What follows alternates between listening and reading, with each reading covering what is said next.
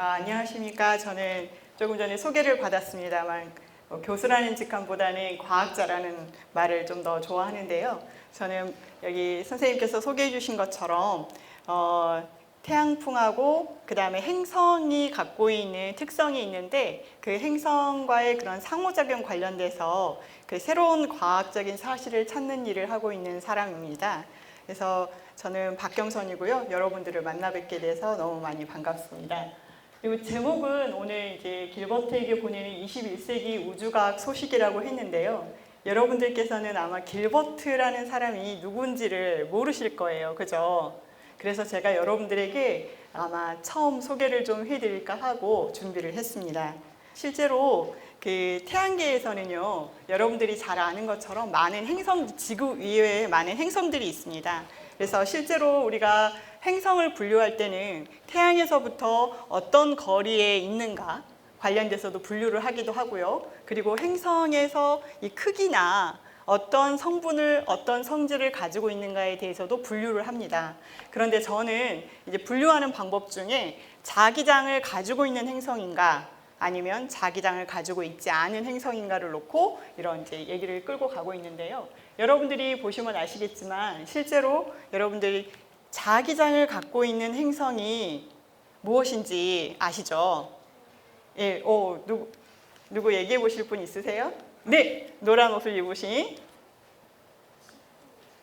네, 그렇죠. 지구도 있습니다. 그리고 또 뭐가 있을까요? 그렇죠. 수성. 그리고 또 네? 태양. 누가 태양이라고 하셨습니까? 네, 태양도 자기장을 가지고 있는데 지금 제가 말씀을 드리는 거는 행성에 대한 얘기이기 때문에 우선 태양은 잠시 후에 이야기를 나눠볼게요. 네, 그래서 그렇죠. 수성, 그 다음에 목성, 토성, 그렇죠. 천왕성, 해왕성들이 자기 내부에서 자기장을 만들어서 이렇게 형성되고 있는 행성들입니다. 그런데 우리가 이런 식으로 보면은요, 이게 네.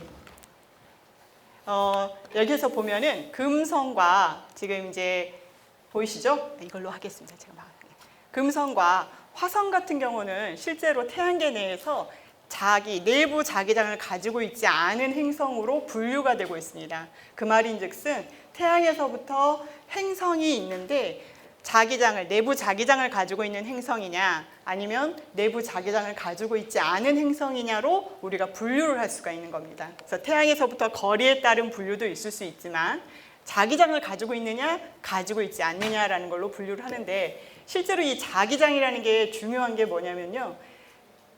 태양에서부터 오는 태양풍을 막아주는 역할을 합니다. 그래서 대기가 침식을 하는 부분들을 막아준다거나 혹은 태양에서부터는 굉장히 뜨거운 혹은 높은 에너지를 가진 입자들이 오는데요. 그런 입자들이 이렇게 들어오는 거를 좀 막아주는 그런 역할을 하고 있습니다. 그래서 이제 이 자기장이 상당히 중요한데 여러분들은 그런 사실을 이미 다 알고 계셨죠? 지구 자기장이 우리를 보호해주고 있다. 그렇죠? 그래서 이제 이런 부분들을 조금 더 자세하게 여러분들한테 소개를 해드리려고 합니다. 자, 이 그림은요, 실제로 우리가 지구에서 크게 4가지 형태의 그런 이제 형태를 생각을 하고 있는데요. 하나는 지각, 그 다음에 그 안으로 들어갈수록 멘틀이 있고요. 그다음에 여기 밝은 부분이 있죠. 이 밝은 부분을 우리가 외핵과 내핵으로 나뉩니다. 그런데 우리가 왜 이걸 말씀을 드리냐면은 실제로 그러면 자기장이 있는 행성과 자기장이 없다고 우리가 분류한 행성들은 무엇이 차이가 있나라는 걸 여러분들한테 보여주려고요. 이걸 가지고 왔는데 실제로 자기장이 있는 행성 같은 경우는 이러한 핵에서 자기장이 만들어져서 외부까지 이렇게 나오는 겁니다. 그런데 여기에서 보면 조금 어려운 내용인데요. 이 지구 내부에는 외핵과 내핵이라는 게 있는데 여러분들 뭐 책을 많이 읽으신 분들 계시겠지만 그 자기장이 어디에서 만들어진다라는 거 알고 계시나요 혹시? 네, 말씀해 보세요. 핵이죠. 그러면은 내핵과 외핵 중에 어디에서 만들어질까요?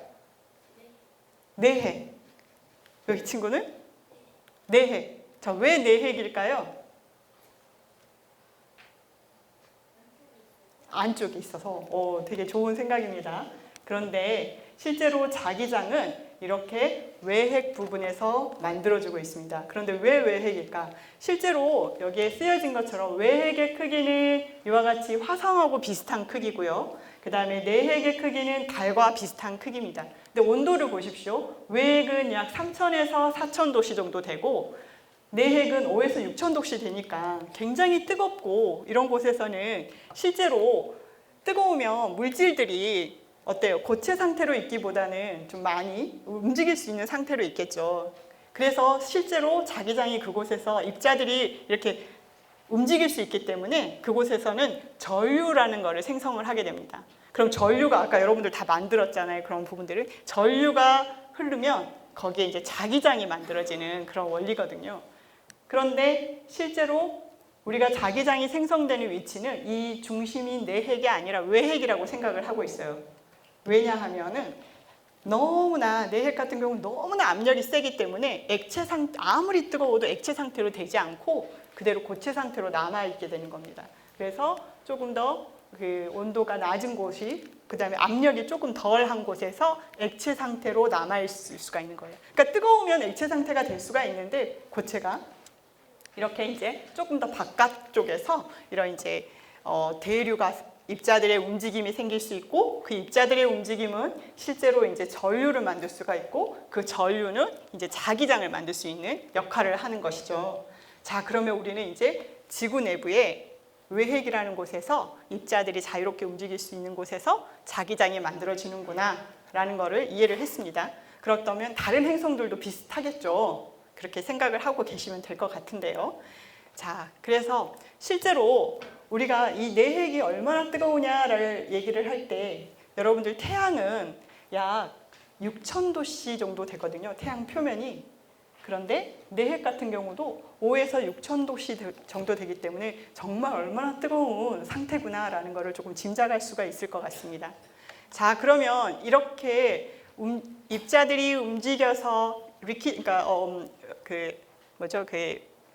액체 상태에서 이렇게 이제 입자들이 움직일 수 있는 아주 좋은 상황에 전류가 흐르고 그 전류가 자기장을 만든다라고 했는데 그 자기장은 실제로 만들어진 자기장은 지구 중심에서부터 이렇게 뻗어나와서 이렇게 우주 공간까지도 지구를 보호하는 역할을 하게 되는 겁니다. 그런데 실제로 이 자기장은요, 여러분들이 이제 좀 보시면 아시겠지만 이렇게 남쪽에서 나와서 북쪽으로 들어가는 방향으로 자기장이 지구와 같은 경우는 자기장이 형성이 되어 있어요. 그래서 여러분들 나침판을 이렇게 들고 보면은 나침판이 이렇게 북쪽을 가리키잖아요. 북쪽을 가리킨다는 것 자체가 지구의 지자기 북극 같은 경우는 S극이기 때문에 이 나침판이 북쪽을 가리키게 되는 겁니다. 그래서 실제로 이제 남에서 나와서 북으로 들어가는 이런 형태의 자기장을 만들고 있습니다. 근데 실제로 이 기원전 약 2006년도 정도에 중국에서 나침판을 처음 발명을 했을 때 이 나침판의 바늘이 북쪽을 가리키는 이유를 알지를 못했어요. 그냥 단지 나침판이 북쪽을 가리키는구나. 그래서 북쪽에 굉장히 강한 자기 섬이 있을 것이다. 이렇게 생각을 했는데 그리고 나서 11세기, 13세기를 이렇게 돌아가면서 송나라시라든가 이렇게 이제 페르시아, 서유럽 이런 곳에서 항해를 하기 시작하면서 나침판을 많이 사용을 하게 됐는데요. 그리고 나서 실제로 그 상황에서도 왜 북을 가리키는지에 대한 이해를 많이 못하고 있었던 상황입니다.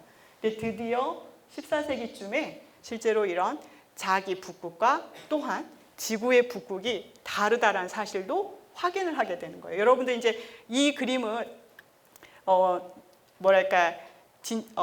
제가 이렇게 그림을 그렸는데 실제로 우리가 생각하는 지구의 북극은 북쪽은 이 방향인 거잖아요. 그런데 이 자기장이 이렇게 뻗어나오는 북쪽은 이 방향이기 때문에 다르구나라는 것을 아실 수 있을 것입니다. 그래서 이 자기장은 사실은 아까도 말씀드린 것처럼 태양에서 오는 태양풍이라던가 고에너지 입자당 이런 것들을 많이 막아줄 수 있는 역할을 하게 되는데 그렇다면 이제 이분이 혹시 누구신지 아실까요, 여러분들? 네. 네. 케플러. 아, 아닙니다. 네, 말씀하세요. TV에 나왔어요? 아, 그랬군요. 네, 맞습니다. 네, 길버트입니다. 그래서 이분이 윌리엄 길버트라는 사람인데요. 여러분들 이 윌리엄 길버트에 대해서 들어보신 적 있으세요? 없죠? 아, 들어보셨어요? 어디서 들어보셨어요? 책에서. 와, 네, 굉장합니다. 사실은 이 윌리엄 길버트에 대해서 아는 분들이 굉장히 많지가 않습니다. 그래서 오늘은 일부러 여러분들께 소개를 해드리려고 가져왔는데요.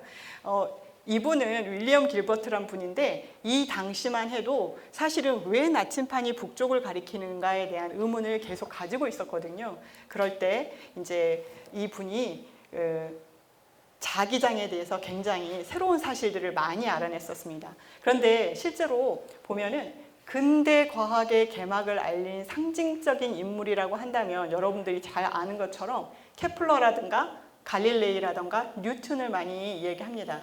근데 이 근대 과학이라고 하는 거는 사실은 어떻게 나뉘냐면은 그 일반적인 철학적인 사고에서 나오는 과학적인 어떤 이론들을 펼치는 게 아니고요. 실제로 실험과 관측을 통해서 그거를 이렇게 이야기하는, 이론을 얘기하는, 그러니까 직접 관측을 하는 거예요. 그래서 과학적인 사실을 증명한 시대를 우리가 근대 과학이다라고 얘기를 하거든요. 근데 여기서 보면 코페르니쿠스 같은 경우도 여러분들이 잘 아는 것처럼 태양 중심설을 얘기를 했잖아요. 그런데 실제로 이거는 실험이나 관측을 통해서 얘기되어지는 게 아니라 그냥 직관적인 사고에 의해서 나온 것들입니다. 그런데 그에 반해서 케플러라던가, 여러분들 케플러가 누군지는 알죠? 이름 많이 들어보셨어요? 그렇죠? 그 다음에 갈릴레이도 많이 들어보셨죠? 갈릴레이는 뭐 하시던 분이에요? 만원경을 만들어서 하늘을 향하게 해서 처음 천체 관측을 많이 하셨던 분이잖아요. 그리고 뉴턴은 또 여러분 많이 들어보셨죠? 뉴턴은 그렇죠. 힘의 법칙을 찾아낸 분이에요. 그래서 실제로 근대 과학의 개막을 알린 상징적인 인물들 하면은 케플러, 갈릴레이, 뉴턴이라고도 대학 교육에서도 많이 가르치고 있습니다. 그런데 저는 이제 여기에 이렇게 길버트를 넣고 소개를 하고 있었어요.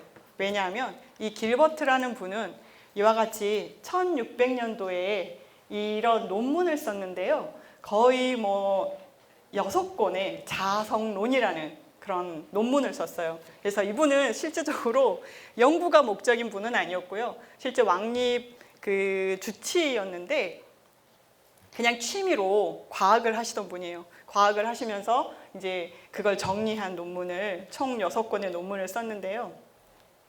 이분이 대단한 건 뭐냐면 실험과 그 다음에 과학적인 사실을 가지고 논문을 집필을 했다는 겁니다. 그리고 그 실험에 들어가는 모든 돈은 본인이 의사로서 번 돈을 가지고 사용을 했었어요. 그래서 이제 여기에서 이야기하는 얘기는 뭐냐면은 실제로 지구는 우리가 왜 북을 가리키는지 몰랐는데 실제로 지구는 거대한 쌍극자를 가지고 내부에 쌍극자를 가지고 있다라는 걸 처음 논문을 통해서 발표하신 겁니다. 그리고 여러분들이 잘 아는 아까 조금 전에 태양광 얘기 막 하시더라고요.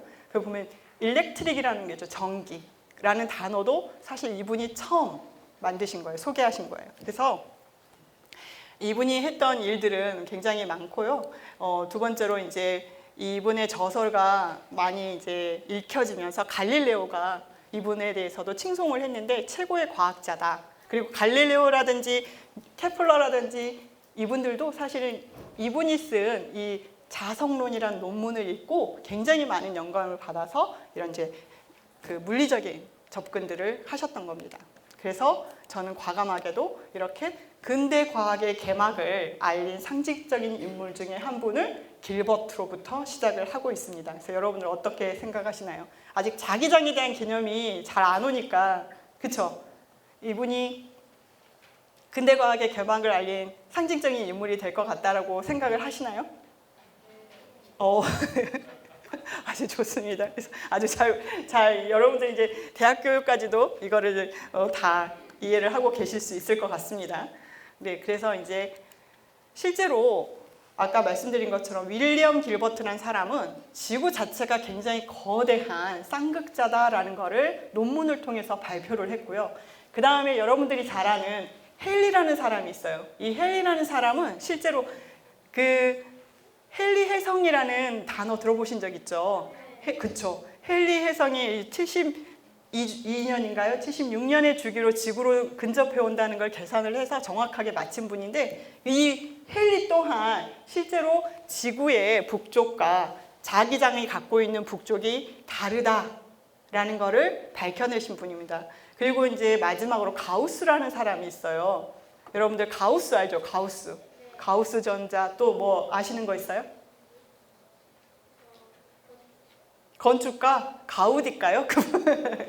예, 가우스라는 사람은 우리가 자기장에 대한 이 뭐라고 하죠? 단위를 쓸 때도 가우스라는 단어를 쓰거든요. 그만큼 유명하신 분인데, 이분이 했던 일이 뭐냐면 지자기 변화의 측정을 우리가 계속 해야 된다.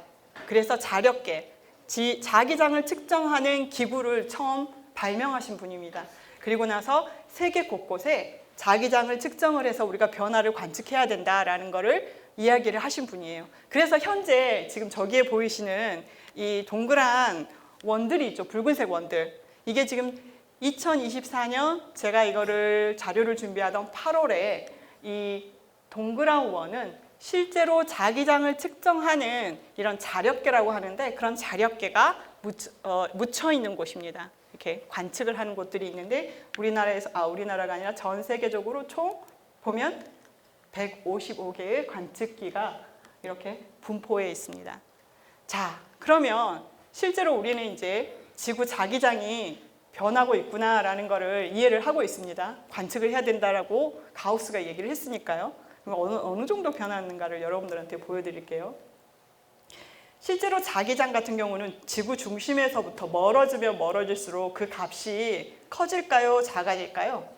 작아지겠죠. 그렇죠? 근데 우리가 지수로 표현하면은 그 거리의 3승분의 1로 바뀝니다. 그런데 여기에서 보면은 이 고유한 다이폴 모멘트라고 해서 그걸 만들어내는 힘이 얼마냐라는 거를 얘기를 하는데, 실제 보면은 이렇게 400년 동안 점점 이 M 값이 점점 감소를 하고 있어요.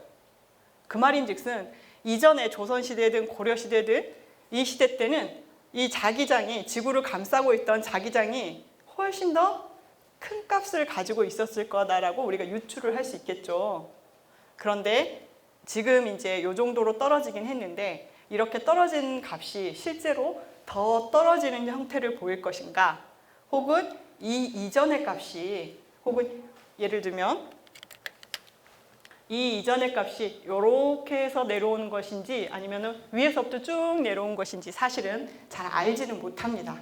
그런데 우리가 생각하는 현재는 이렇게 떨어지는 자기장 값의 요 정도. 여기 보면은 이제 이게 사실은 그 무비인데요. 무비를 캡처를 해서 왔는데 1600년도에 보면은 붉은색과 흰색이 있는 부분을 보면은 굉장히 넓게 분포되어 있죠. 그런데 점점점 이런 파란색 부분들이 이 전 지구적으로 더 분포가 높아지고 있어요. 분포도가 보면. 그래서 2000년대 보면은 훨씬 더 약한 지구 전체적으로 약한 자기장을 가지고 있다라고 생각을 할 수가 있습니다. 그래서 그러면 우리는 이제 얘기를 했죠. 지구에서 나오는 자기장은 태양에서부터 오는 태양풍을 막아주는 역할도 하고, 태양에서 오는 고에너지 입자를 막아주는 역할도 해서 매우 중요한데, 조금 전에 말씀드린 것처럼 지구 자기장은 변한다? 변하지 않는다? 그렇죠. 변합니다. 그래서 우리가 예라고 얘기를 할 수가 있습니다. 그러면 실제로 지구 자기장 내부에서 아까 크기가 점점 변한다고 했잖아요. 그러면은 지구 내부에서만 자기장이 변할까요? 아유, 어떻게 이렇게 다들 잘하시죠? 그래서 거기 나와 있어요. 열심히 보셨네요. 감사합니다. 자료 만드는데 꽤 오랜 시간을 걸쳤는데 잘 봐주셔서 감사합니다. 역시 지구 자기장을 바꾸는 거는 지구 내부의 요인뿐만 아니라 외부의 요인도 상당히 큽니다. 그게 뭐냐면 여러분들한테 보여드리는 것 중에 하나인데요. 이거는 지금 사실 제가 시뮬레이션을 한 결과를 여러분들한테 보여드리는 건데 조금 화질이 여기만큼 안 보여서 아쉽습니다만 2023년 2월 2일에 태양풍과 지구 자기장이 형성이 된 후에 상호작용한 그 한 스텝 시간입니다. 6시경인데 이게 왜 이때 시뮬레이션을 했냐면 실제로 달이 있죠. 근데 여러분들 다누리가 달로 간 거 아시죠? 그래서 다누리가 달에 접근했을 때 이 우주 공간을 구현을 한 겁니다. 이런 거 보면 어때요? 지구 자기장 아까 쌍극자 자기장 형태다라고 얘기를 했는데 여기서 보면 어때요? 쌍극자 형태가 아니죠. 이미 무너졌습니다. 왜? 태양에서부터 태양풍이 지구로 마구 불어오겠죠. 그래서 이렇게 많이 달라지게 됩니다. 그래서 여러분들한테 잠깐 무비를 보여드리면 실제 태양풍의 자료를 1분 관측 데이터를 이렇게 시뮬레이션을 구동을 하면요. 지구의 자기권의 자기력선들이 얼마나 다양하게 변하는지 그리고 달은 지금 이렇게 이동을 하고 있는데 자기권 꼬리에서 어디에 위치해 있고 있는지를 우리가 알 수가 있습니다. 그러니까 2월 2일 같은 경우는 실제 보이시죠? 자기장의 모양이 상당히 많이 변하죠. 달의 위치는 이렇게 있는데 실제로 이 앞쪽에도 있어요. 시간에 따라서. 그러니까 태양과 달과 태양이 여기 있습니다. 태양과 달과 지구가 있다면 달이 먼저 태양풍을 만나기도 하고요. 근데 이 경우는 태양과 지구와 달이 있어서 달이 지구 자기권 쪽으로 쏙 숨어 들어갑니다. 그러면 어떨까요? 달은 태양풍의 영향보다는 지구 자기장과의 상호작용을 더 할 수도 있습니다. 네.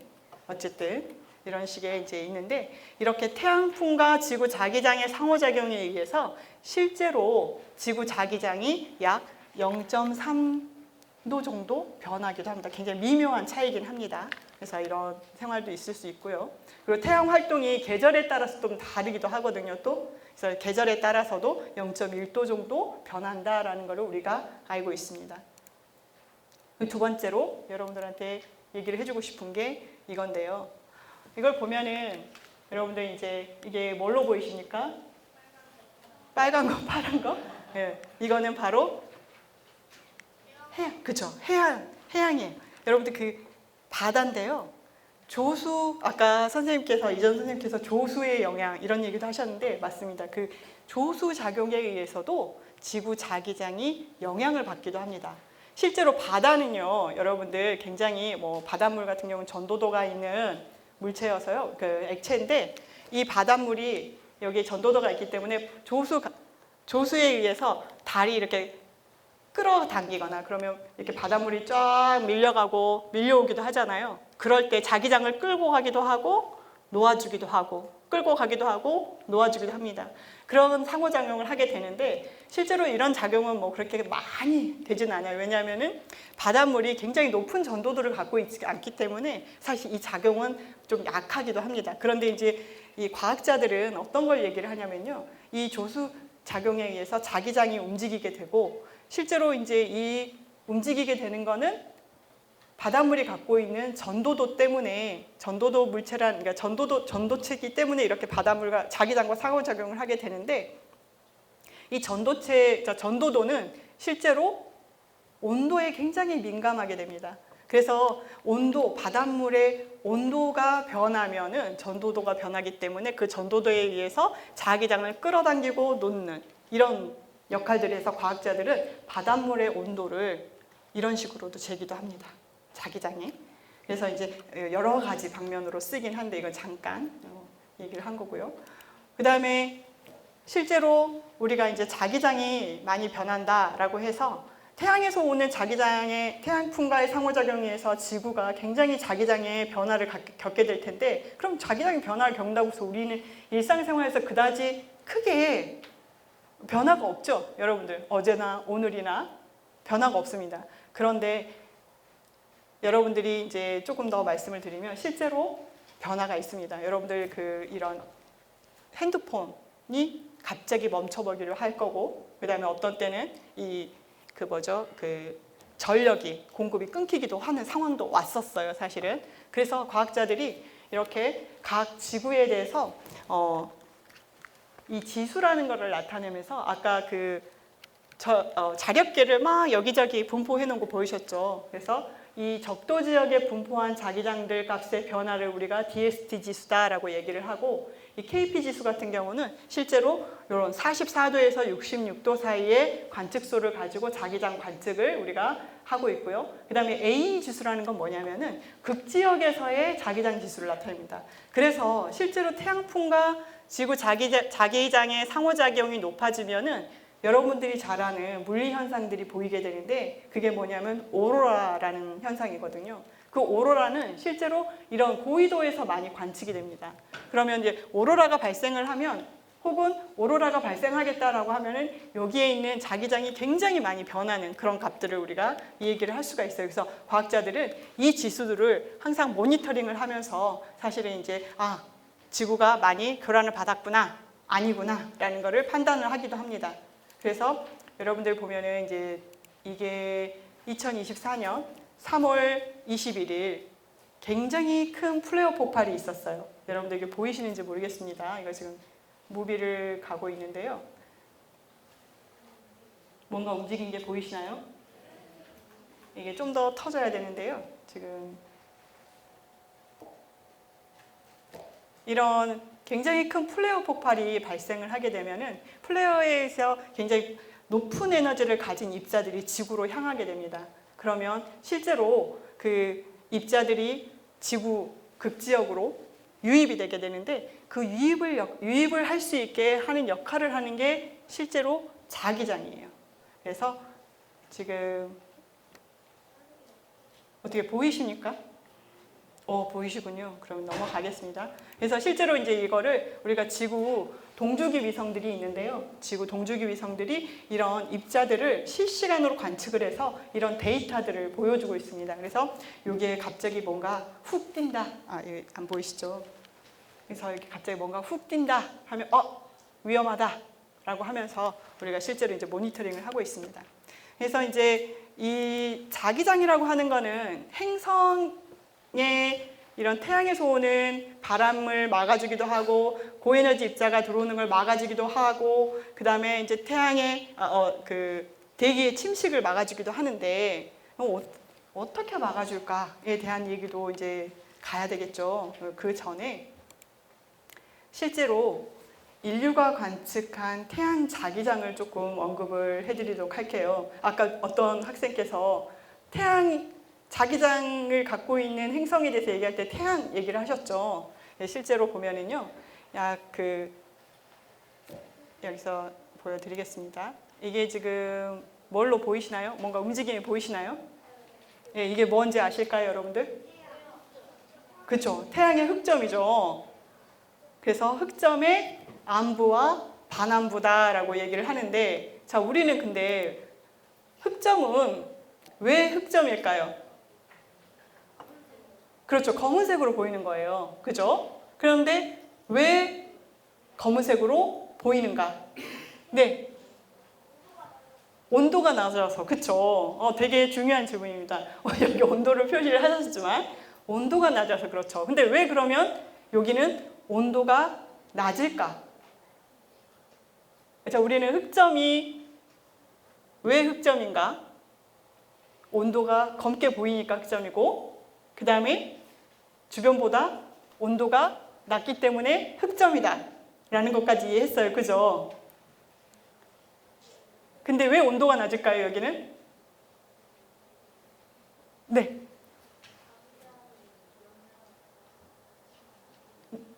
조금만 큰 소리로 얘기해 줄까요?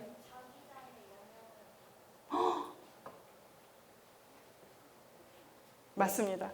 그런데 어떻게 자기장의 영향을 받을까요? 자, 온도가 낮다는 건 여러분들 태양에서는 계속 에너지를 만들어내잖아요. 그럼 에너지를 만들어내서 우리가 쉽게 열이 바깥으로 이렇게 계속 나올 겁니다. 그런데 흑점 같은 경우 예를 들면 계속 바깥으로 표면으로 빛이나 이런 에너지가 우주 공간으로 계속 나가게 되면은 표면에서는 점점 어때요? 온도가 낮아지겠죠. 그런데 바깥으로 빠져만 나가면 온도가 낮아질 겁니다. 그런데 문제는 뭐냐면 안에서 대류라는 걸 해요. 그럼 대류를 하면은 빠져나가는 만큼 다시 채워지는 역할을 하게 됩니다. 그래서 그 열이 운반이 되고 있는 상황인 거거든요.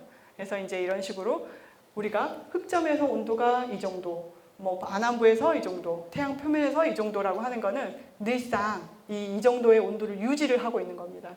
이게 뭐 4,500K가 3,000K로 된다거나 그럴 경우는 없어요. 계속 채워지면서 그 정도의 온도를 유지를 하고 있거든요.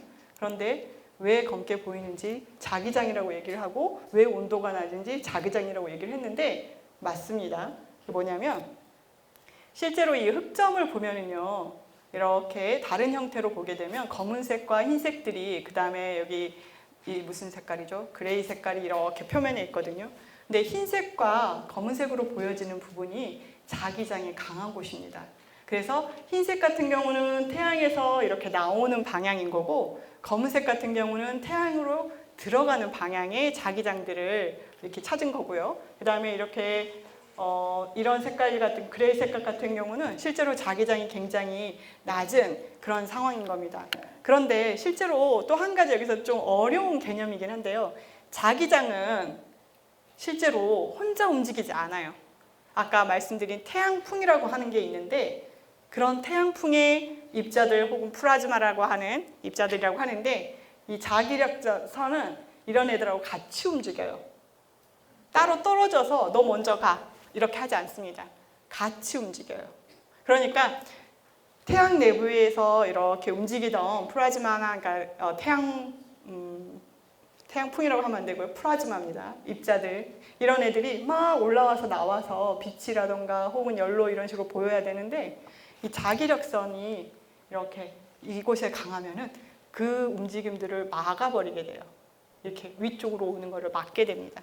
그래서 실제로 열이 나오거나 입자가 나와서 밝게 보여야 되는데 어둡게 보이는 거예요. 그 말인즉슨 여러분들 여기에서도 보이면 아시겠지만 여기가 흑점인데 흑점이 있는 공간에서는 자기장이 굉장히 강합니다. 그래서 강한 자기장 때문에 입자들이 못 나와서 이렇게 흑점처럼 보이는 겁니다. 그래서 이제 이 부분은 이렇게 되고, 자, 아까 흑점의 이 부분을 이렇게 확대하면 또 다르게 안부, 반안부 이렇게 있는데 실제로 보면요, 여기에서 이렇게 여기는 좀 더 강한 자기장 세기가 되는 거고 여기서는 좀 더 약한 자기장 세기가 되는 겁니다. 그래서 실제로 여러분들 뭐 스티커라든가 이런 부분은 1테슬라 정도 되거든요. 그럼 굉장히 강한 거예요. 그런데 이제 여기에서 보면은 그 0.3, 0.2 테슬라라고 해서 뭐 이게 엄청 크지 않는데? 라고 생각할 수 있지만 지구 자기장 같은 경우는 아까 기억나는지 모르겠습니다만 지구 적도면에서는 약 3만 나노 테슬라예요. 그래서 엄청 큰 이런 자기장 값입니다. 그래서 실제로 이런 이제 흑점이 얼마나 많이 보이느냐, 보이지 않느냐, 이거는 우리가 맨눈으로도 이렇게 카운트를 할 수가 있거든요. 셀 수가 있는데 얼마나 많으냐, 적으냐에 따라서 실제로 태양의 활동이 어떠냐를 우리가 이해를 할 수가 있습니다. 그래서 태양 활동이 강화됐을 때는 이렇게 흑점수가 굉장히 증가를 합니다. 그런데 태양 활동이 감소를 할 때는 이렇게 흑점수가 감소하는 이런 수치로서 굉장히 쉽게 우리가 접할 수가 있습니다. 그래서 최근에 여러분들이 보시면은 2024년 8월쯤에는 이와 같이 흑점수가 점점 올라가는 시기가 돼요. 근데 물론 아직 극대기인지는 모릅니다만 예상치로는 극대기가 될 것 같습니다. 그런데 보면은 이 흑점수가 많을 때 태양 활동을 보면요, 굉장히 많은 물질들이 이렇게 지구에서 태양에서 우주 공간으로 이렇게 뻗어 나오는 것들을 볼 수가 있어요. 그래서 실제로 이렇게 뻗어 나오면은 우리가 보이시죠? 여기 이렇게 보이시는데 뻗어 나오면 우주 공간이 굉장히 많이 교란을 받게 됩니다. 그래서 교란을 받게 되면은 실제로 위성을 이렇게 지구나 혹은 태양계 이 사이에서 있는 위성들이 이렇게 뭔가 입자가 갑자기 패널을 쳐버린다거나 이러면 갑자기 큰 전류들이 흘러버려서 고장이 나거나 혹은 이런 상황들이 오기 때문에 실제로 태양은 계속 지속적으로 우리가 확인을 해줘야 되는 거고요. 또 태양에서 오는 자기장이나 태양풍을 지속적으로 우리가 관측해서 지구로 얼마나 에너지나 그 다음에 플라즈마를 끌고 들어오는지를 이렇게 지속적으로 관측을 하고 있습니다. 그래서 태양과 지구 사이를 공간을 관측하는 이렇게 많은 위성들이 있는 상황입니다. 그런데 실제로 2024년 5월 10일 날 굉장히 강한 활동이 관측이 됐습니다. 그래서 보면 여기 흑점이 보이시죠? 아마 여러분들이 기억을 하실지 모르겠는데 5월 11일 날 8시 뉴스에서 앵커가 흥분을 하면서 얘기를 하더라고요. 지금 태양에서 굉장히 강한 CME라고 하는 건 뭐냐면 태양에서 나오는 고속의 물질들이거든요. CME가 폭발해서 우주 공간으로 날아왔습니다. 라고 얘기를 하는데 여기 흑점이 굉장히 크게 발달했다는 걸 확인할 수가 있습니다. 그리고 보면은 이렇게 이게 뭔가 터지는 게 보이시죠? 이게 플레어가 지속적으로 폭발하고 있는 게 확인이 됐습니다. 근데 이 사건이 중요한 게 뭐냐면요. 실제로 보면은 이렇게 여러분들 강원도 화천에서도 오로라가 관측이 됐다라고 얘기를 하고 있어요. 그런데 오로라는 아까 그 지구 자력계를 관측을 할 때 오로라와 관련된 자력계는 어디에 분포해 있었어요? 기억하시는 분? 그죠? 고위도, 그죠? 고위도 쪽에 있었어요. 그죠? 그 말인즉슨 우리는 어디에 살아요? 중위도잖아요. 그죠? 중위도에서는 오로라를 관측할 수 있는 확률이 굉장히 희박한 거예요. 그런데 입자가 태양에서부터 날아와서 고위도로 유입이 될 텐데 유입이 돼서 오로라라고 하는 거는 유입이 돼서 대기와 부딪히면서 나오는 빛이 오로라인데 아니 어떻게 우리나라에서도 이렇게 오로라가 관측이 됐지? 라는 거예요. 어떻게 관측이 됐을까요, 여러분?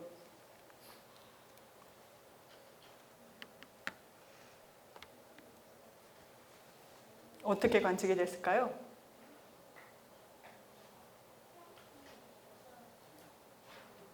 제가 지금부터 그럼 손 들었어요? 알려드리도록 하겠습니다. 우리나라에서조차 중위도에서조차 오로라가 관측이 될 수 있으려면요. 정말 높은 에너지를 가진 입자가 들어와야 됩니다. 높은 에너지를 가지면 운동을 굉장히 고속으로 그리고 깊게 들어올 수가 있는 거거든요. 근데 더 중요한 이론이 있어요. 이게 뭐냐면 실제로 이렇게 오로라가 관측될 수 있는 거를 여러분들한테 소개를 하겠습니다. 이거는 사실은 굉장히 좀 어려울 수 있는데 태양에서 지속적으로 이렇게 태양풍과 아까 뭐가 같이 나온다고 그랬어요?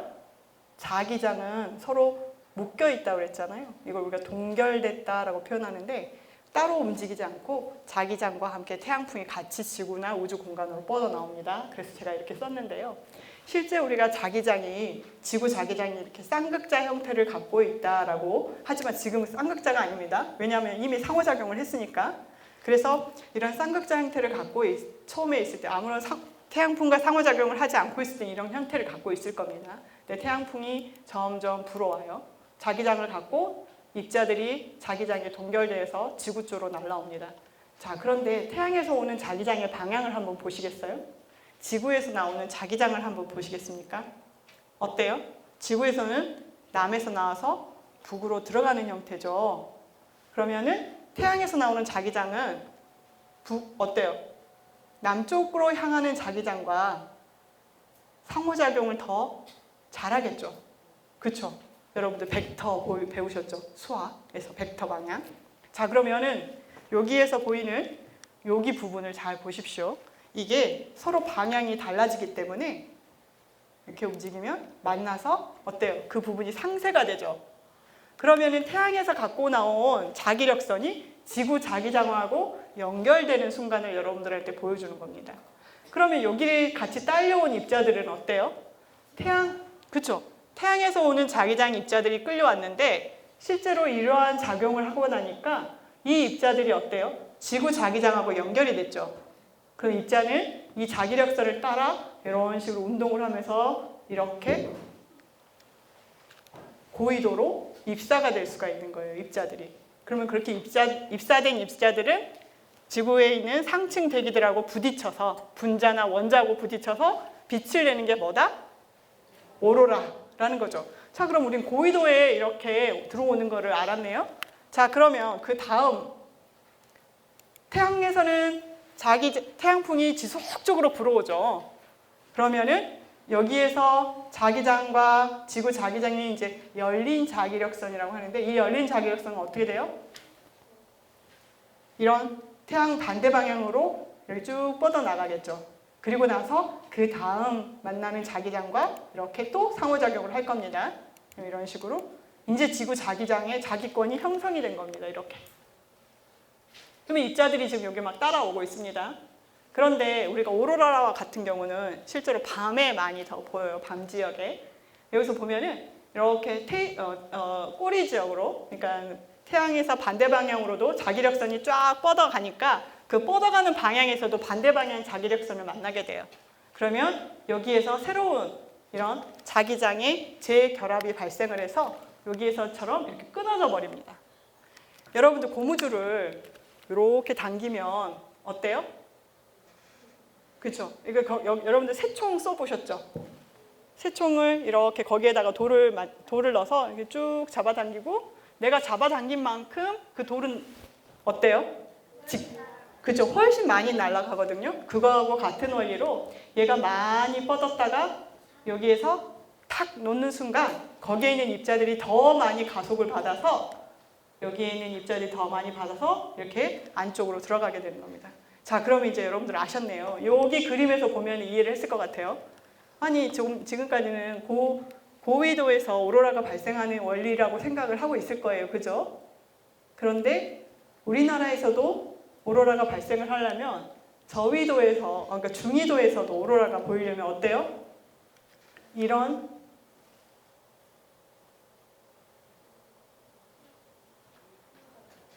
네? 열린 자기력선이 그쵸? 여기 보이시죠? 이 달 지역이 훨씬 아래쪽으로 내려와야 된다는 거예요.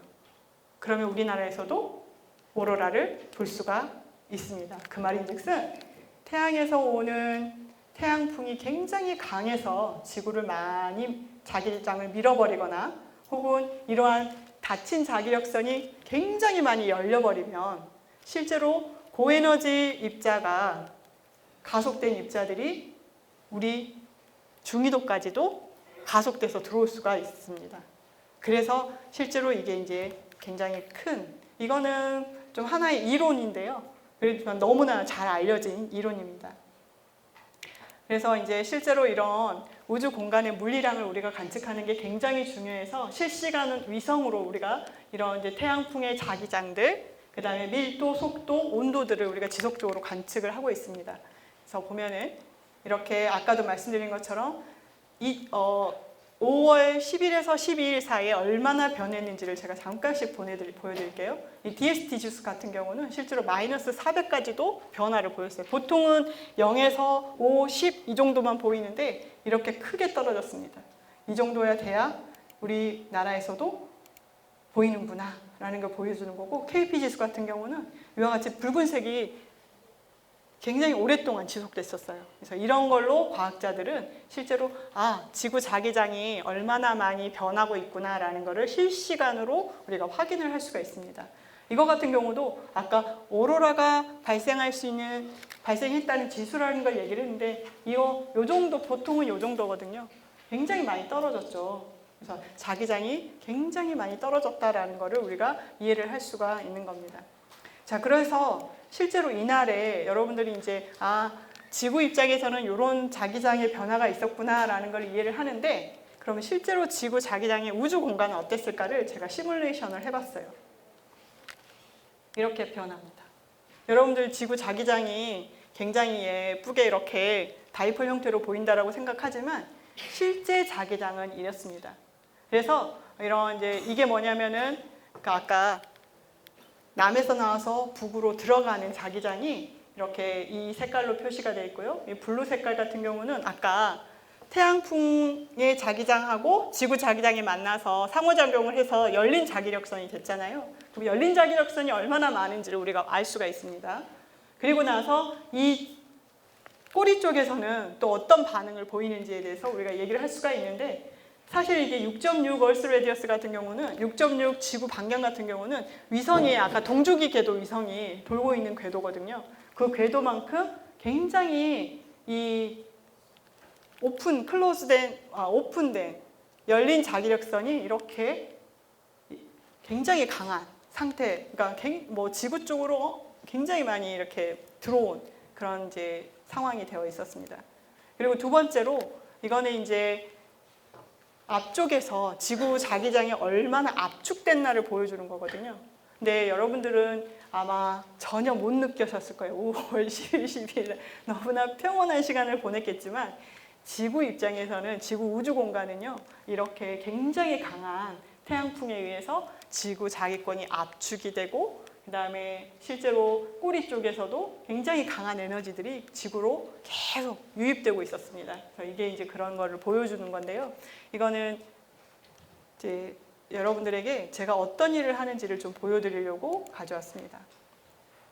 그래서 실제로 우리가 생각을 해보면, 이게 좀 안 움직이는데요. 실제로 사실은 지구 이외에 우리는 지구만을 가지고 계속 얘기를 하는데, 실제로 지구 이외의 행성에서도 태양풍과 충돌을 우리가 이해를 할 수가 있잖아요. 그러면 자기장이 있다면 그 행성은 굉장히 좋은 그 방어막 역할을 할 겁니다. 그래서 수성 같은 경우는 사실 위성 관측으로 예전에는 이 적도 지역에서의 자기장 값이 얼마인가를 우리가 놓고 시뮬레이션을 하는데, 이게 한 300나노 테슬라 정도로 관측이 됐는데, 최근 관측 위성은 메신저라고 하는 관측 위성이 갔는데 관측 위성이 197나노 테슬라라는 걸로 이야기를 해줬어요. 그래서 이런 부분들이 있고, 그다음에 우리가 지구가 있고, 그다음에 화성이 있고, 목성이 있고, 이렇게 각각 이 적도 지역에서 자기장 값이 얼마인지를 우리가 다 확인을 해서 알 수 있습니다. 그리고 지구 같은 경우는 태양계 암석 행성 중에 가장 강력한 자기장을 가지고 있다는 것을 알 수가 있습니다. 자, 그러면 아까 태양계에서 지구와 같이 내부에서 자기장을 만드는 행성들이 있고 그렇지 않은 행성들이 있다고 했잖아요. 그렇다면 내부에서 만들어진 행성 같은 경우는 오로라를 관측을 할 수 있을까요? 없을까요?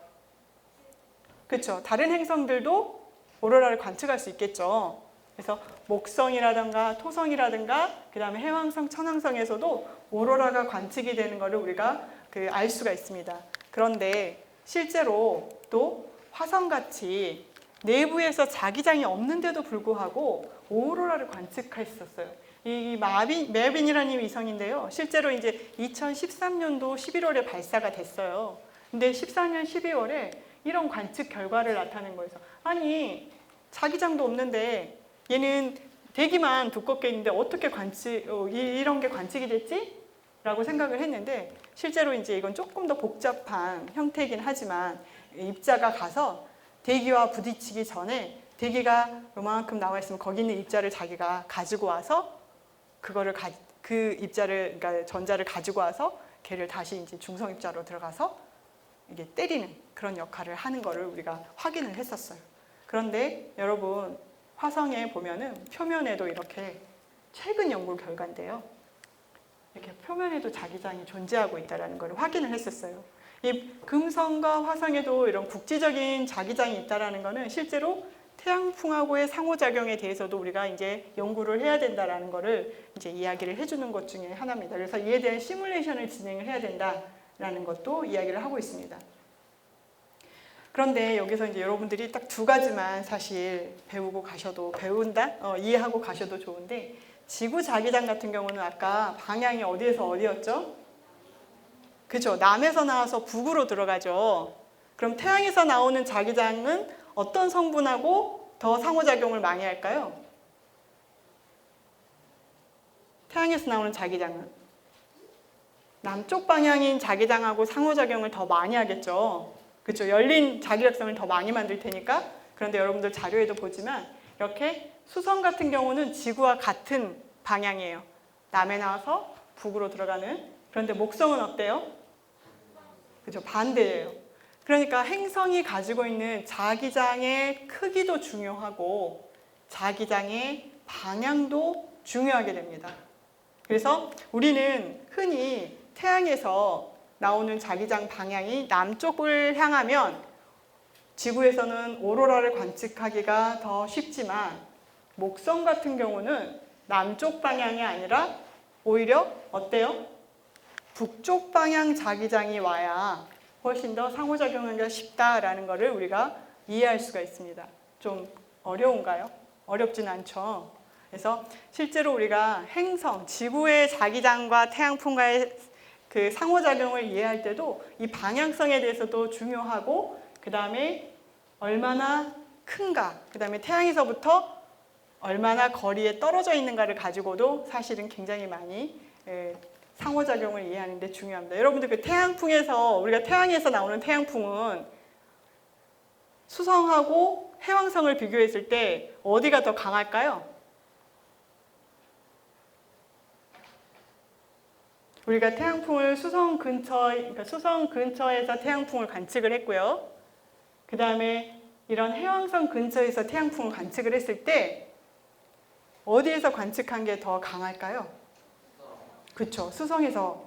그렇다면 또 이 나오는 태양풍이 얼마나 이 지역에서는 약한데 약한 태양풍과 그 다음에 어느 정도의 자기장 방향과 얼마나 서로 상호작용을 할 것인가에 대해서도 우리가 이해를 해야 되는 게 이러한 연구 결과들입니다.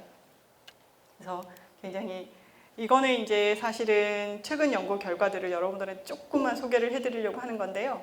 이거는 수성 같은 경우도 자기장을 갖고 있는 행성인데 이렇게 태양풍하고 상호작용을 했을 때 정말 우리가 생각하는 이해할 수 없는 자기장들의 그림들을 만들어내죠. 그리고 태양풍하고 상호작용을 하면서 이 꼬리 방향에서 굉장히 복잡한 형태의 물리들을 만들어내고 있습니다. 그래서 이런 부분들을 저희는요 연구를 하고 있고요. 그다음에 두 번째로 이제 천왕성이라던가 이런 해왕성과 같은 거대한 행성의 자기권을 우리가 구축을 해서 실제로 거기에서 나오는 물리들이 어떤 물리들이 나오는지를 우리가 분포나 이런 것들을 이야기를 하고 있습니다. 그래서 실제로 1600년도에 그 윌리엄 길버트가 처음 지구가 쌍극자다라고 한 이후로 굉장히 많은 발달을 해서 저 같은 사람이 이런 이제 자기장을 가진 시뮬레이션을 하기도 했던 거죠. 그래서 이건 이제 마지막으로 여러분들한테 보여드리는 것입니다.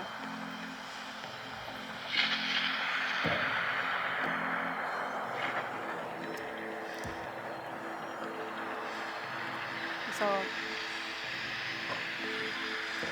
나침판이 발견되고 1806년 후에 실제로 윌리엄 길버트에 의해서 지구 자기장을 처음 이해를 했고요. 그리고 424년이 지난 지금에 우리는 이제 직접 관측을 합니다. 아까 위성들 보셨죠? 태양에서 나오는 자기장, 지구 자기장의 분포, 우주 공간에 있는 분포들을 직접 관측을 하고 굉장히 많은 비밀들을 사실은 풀었거든요. 근데 아직 이제 풀어야 될 문제들이 남아있는데 여러분 중에 오늘 이 강연을 듣고 의문을 가졌다면 금성과 화성에는 왜 내부 자기장이 없을까? 아직 모릅니다. 그리고 두 번째로 여러분들이 아까 잘 보시면 알았을 텐데 실제로 천왕성과 해왕성 같은 경우는 이 중심에서 자기장이 나오지 않아요. 보셨죠? 조금 위쪽으로 올라가 있어요. 이 센터가. 또 왜 얘네들은 해왕성은 자기 중심이 북쪽으로 이렇게 치우쳐져 있을까?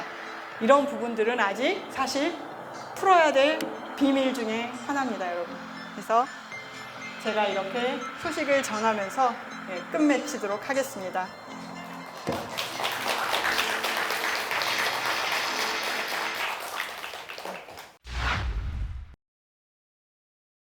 월곡초등학교 3학년 김도준입니다. 행성들이 자기장을 가지고 있다고 하시는데 그러면 행성끼리는 밀고 당기면서 위치 변화를 하지 안 되는 건가요? 네, 그건 이제 중력적인 문제긴 한데요. 그건 이제 중력적인 문제긴 한데요. 실제로 목성의 자기장은 굉장히 크죠. 그래서 토성 근처까지도 이렇게 뻗어 있는 경우가 있어요. 그러면 그런 영향들은 있습니다. 근데 끌고 당기는 거에까지는 사실 그런 영향은 있다고 볼 수는 없습니다. 네. 저초등학교 6학년 김다윤입니다. 네. 질문은요, 행성들한테 자기장이 있다고 하셨는데 행성 말고 다른 별들한테도 자기장이 있는지? 그럼요. 네. 자기장이 굉장히 중요한데요. 우주 공간에 있는 사실 이제 자기장을 이해하는 게 어려웠는데 있습니다.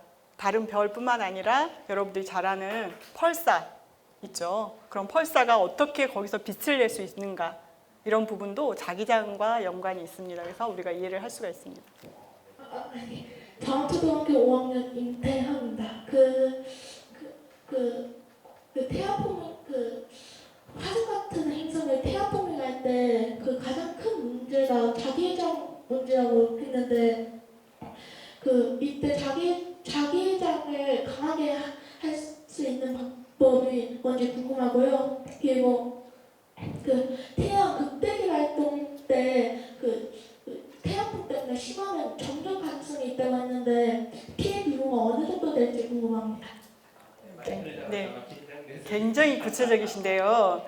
우선은 그 첫 번째 질문에 대해서는 제가 잘 아직 이해를 못했고요. 질문한 내용을. 근데 두 번째 질문 같은 경우는 실제로 그런 예들이 많아서 인류 문명이 이렇게 발달하면서 특히 이제 위성이라던가 우리가 GPS 시스템들을 많이 이용을 하고 있잖아요. 그러면은 거기에서 뭐 강한 전류가 흐른다거나 혹은 GPS 시스템 같은 경우는 이 대기에 있는 이런 전파나 이런 부분들이 중요한데 갑자기 요만큼 있던 대기가 이렇게 늘어나기도 하거든요. 그러면 수신이 이렇게 잘못될 수가 있어요. 그럼 우리는 핸드폰이 잠깐 멈추기도 하고 수신이 되지 않는 그런 경우도 있을 때 여러분들 비행기 그다음에 배 다 사용을 하잖아요. 그래서 그런 문제도 발생하고 그다음에 전류가 굉장히 갑자기 흘러버리는 상황이 오기도 하거든요. 그래서 여러분들 자기장이 굉장히 크게 변하는 그 변화들에 대한 그림들을 보여드렸잖아요. 그게 굉장히 강하게 변할 때 실제로 전압이 이렇게 파괴되는 경우도 있었습니다.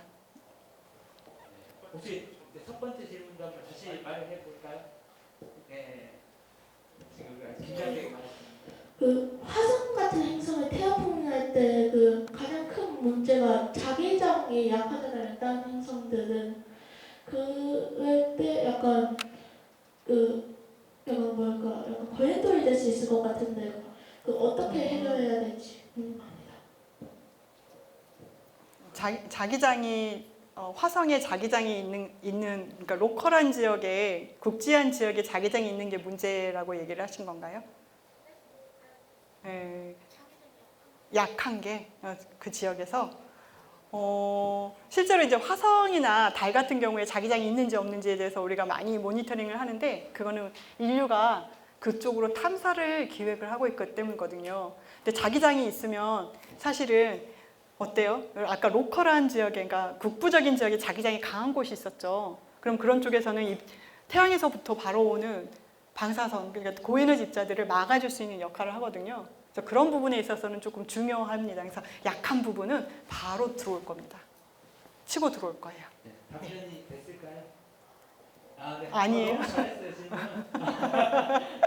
너무 잘했어요. 네, 중요한 질문. 박수 한 번만 좀 네. 굉장히 긴장을 하고 있어서 너무 잘했어요. 인류 탐사에 무척 중요한 질문을 하신 겁니다. 어려운 초등학교 6학년 정미래라고 합니다. 네. 오로라가 네. 현재 한국에서도 관측이 됐잖아요. 그러면은 혹시 남반구 쪽에서는 관측이 될 수 없는 건지 만약에 가능하다면 관측된 사례가 있는지 궁금합니다. 어떨 것 같습니까? 잘 몰라요. 자, 북방부 쪽으로도 들어온 걸 제가 말씀을 드렸죠. 근데 오픈필드는 열린 자기력선은 북쪽으로만 이렇게 연결되는 게 아니라 어때요? 남쪽으로도 연결이 되어 있었죠. 그러면 어떨까요? 들어가겠죠.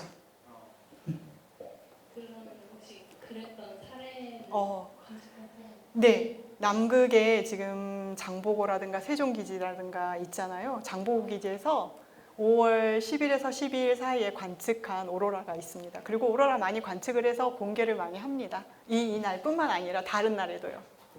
양사초등학교 3학년 박하늘입니다. 태양풍은 어디까지 가나요?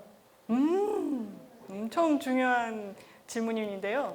태양풍은 여러분들 그 태양계권이라고 해서 태양풍에 영향이 미치는 범위가 있어요. 그래서 보이저호가 태양계권을 벗어났네, 벗어나지 않았네 이런 얘기를 하거든요. 그래서 태양계권이라고 이런 바운더리가 있습니다. 거기까지 진행을 해요. 제가 그거를 자료를 안 가져왔는데요. 굉장히 멀리까지 갑니다. 명왕성을 넘어서 훨씬 더 멀리 갑니다. 태양의 권까지. 네, 권까지도 갑니다. 계룡초등학교 조광석입니다. 태양풍에 계속 머리 위에다가 원이 그려져 있는 이유는 뭐고, 그리고 질문이 하나 더 있는데, 태양이 어떻게 지구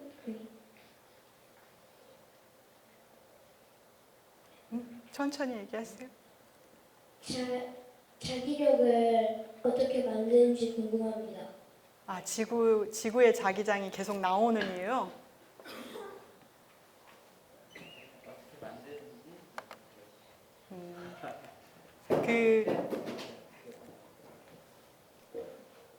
지구 내부에 입자들이 움직일 수 있는 공간이 있어요. 이렇게 움직이면 전류라는 게 만들어집니다. 그 전류가 자기장을 또 만들게 돼요. 그래서 그 자기장으로 그다음에 한 가지 더, 지구는 계속 이렇게 회전을 하잖아요. 그래서 그 자기장을 계속 더 대류를 계속 생성할 수가 있어서 자기장을 끊임없이 더 만들어낼 수가 있어요. 그래서 움직여서 그렇습니다. 내부에 있는 물질이. 네. 답변 됐을까요? 네, 저는 네, 안녕하세요. 저는 고실초등학교 4학년 이진인 학부모고요. 오늘 자기장에 관한 이야기를 제가 처음 과학강연으로 들었는데 너무 감사드립니다. 저는 감사합니다. 일단 세 가지 질문이 있는데요. 네, 첫 번째는 지구 온난화가 좀 지금 기후 변화적으로 되게 중요한 문제잖아요. 이게 지구 자기장에 어떤 영향을 끼치는지 이게 궁금하고요. 두 번째는 오로라라는 이제 방사능 피폭이 조금 관련이 있다고 들었는데, 이제 오로라가 이렇게 중위부에서도 관찰이 되고 남반구 쪽에서도 관찰이 되고 이러면 뭔가 또 이것도 조금 환경적으로 뭔가 문제가 될 것 같은 느낌이 들어요. 자기력선이 어쨌든 원래 있었던 고온 위도에서 이동을 한 거기 때문에 네. 그런 거에 대한 문제는 없는지 그게 궁금하고요. 그리고 세 번째는 아까 보여주신 사진에서 이제 인공위성들이 굉장히 많이 보였었는데, 자기장을 그렇게 관찰하는 인공위성도 많지만 여러 이제 우주 공간을 관찰하는 인공위성들이 많은데, 이렇게 많은 인공위성들이 혹시라도 충돌했을 때 우주 쓰레기 문제라든지 아니면은 금전적인 나라별로 다 이렇게 많이 쏘아 올렸을 텐데, 금전적인 보상 문제 같은 그런 법을 해결해주는 그런 국제법이 있는지. 네. 굉장히 광범위하게 질문을 해주셔서요. 우선 정리해서 네. 지구 온난화로 인해 첫 번째 지구 자기장에 영향을 미칩니다. 지구 온난화 문제가 네. 지구 자기장에 영향을 미치는. 우선은 저는 모릅니다. 네, 모르는데 없다고 생각합니다. 왜냐하면은 실제로 태양 활동과 지구의 온도를 비교하는 그래프들이 있습니다. 나사를 들어가시면요, 있는데 실제로 이런 부분들이 그렇게 크게 상관관계가 있지 않다라고 얘기들을 하고 있습니다. 그래서 지구의 온도가 높아지는 것은 인류가 만들어내는 부분이다라고 생각을 하시면 될 것 같고요. 두 번째가 방사능 이제 피폭이나 이런 네. 환경적 피해가 있는지.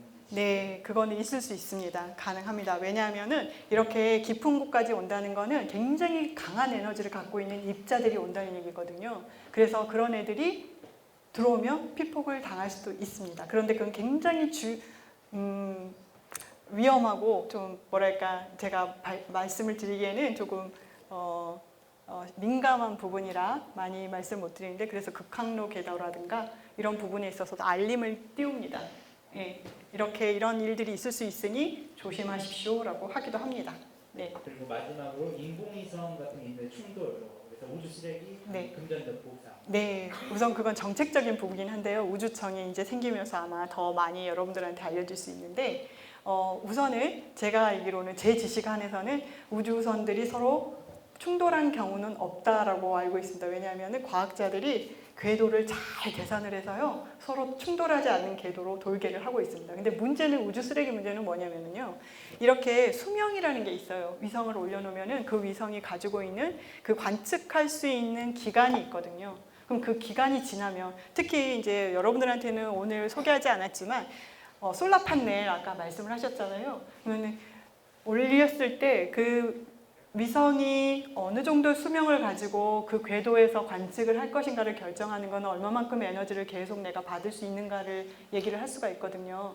그런데 이제 그런 부분들도 문제가 발생을 할 수가 있고 그 다음에 수명이라는 게 여러 가지 원인에서 결정이 나는데 우리가 3년 정도 계획하고 위성을 올렸는데 3년을 다 채우지 못할 수도 있고 더 넘겨서 관측을 할 수도 있는데요. 그게 이제 끝나면 사실은 걔는 그 궤도에서 그대로 머물러 있게 되는 겁니다. 그런데 이제 지구 같은 경우는 그렇게 하지만 우주 탐사같이 예를 들면 다른 행성으로 가는 애들은요.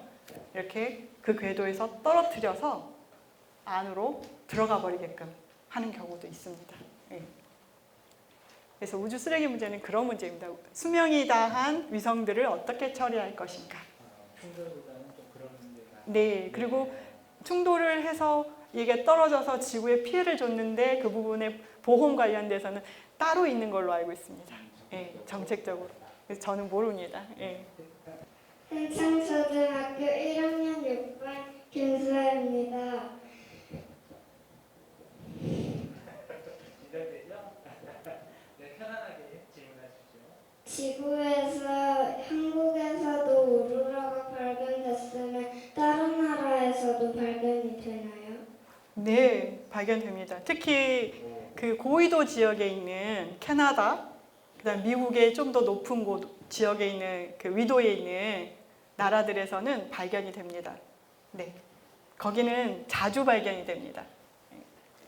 광주과학고등학교 1학년 최무영입니다. 반갑습니다. 미래 과학자네요.